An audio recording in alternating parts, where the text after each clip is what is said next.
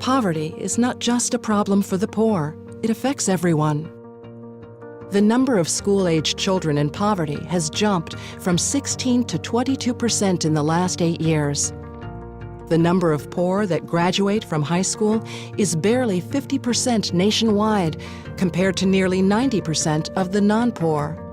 The current unemployment rate for high school dropouts is over 50% greater than that for high school completers. Every year, over 1 million students drop out, costing the government almost $1/5 of $1 trillion over a lifetime. With a shrinking middle class, poverty is growing the underemployment rate, and it's economically unsustainable. The problem is critical, and if unchecked, will lead to dramatic changes in our lifestyle. But you can help solve the problem and ensure that every student graduates job or college ready.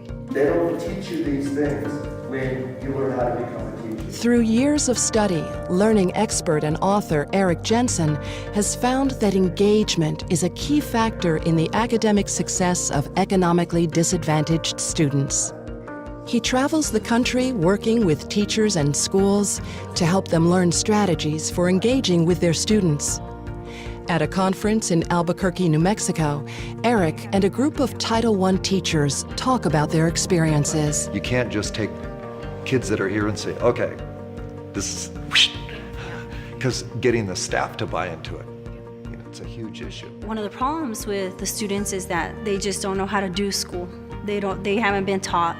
They don't go home and talk to their families about what they did during that day. And I think the engagement part that we're learning about is important. It really is key in building those relationships with those students. You simply can't lower expectations for these kids. You actually have to raise it, and you have to make it as difficult as possible so that they understand that they're working hard for something and they put the effort into being successful. And you can't accept it. I had a really crazy upbringing.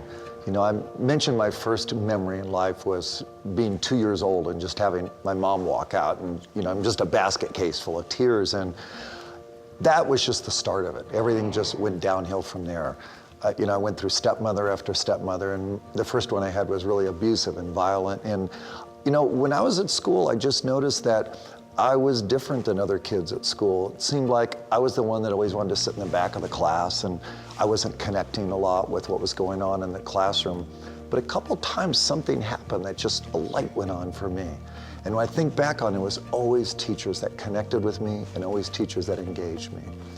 And so once I got interested in all of this brain science, neuroscience, it was like this big light goes on in my brain. I started piecing the puzzle together and go, wow, this is what's going on with kids who grow up in poverty. Their brain's different.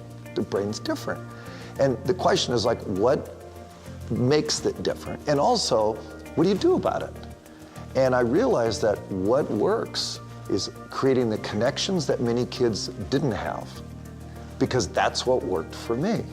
And what works is getting kids into the process, because the way many kids are is they disconnect from the process. They just say, I don't want to play the game, or they'll be angry because they've had adults pretty much rip them off. They leave them in their life somehow. And so the question then is, what do we do about it? How do we help them?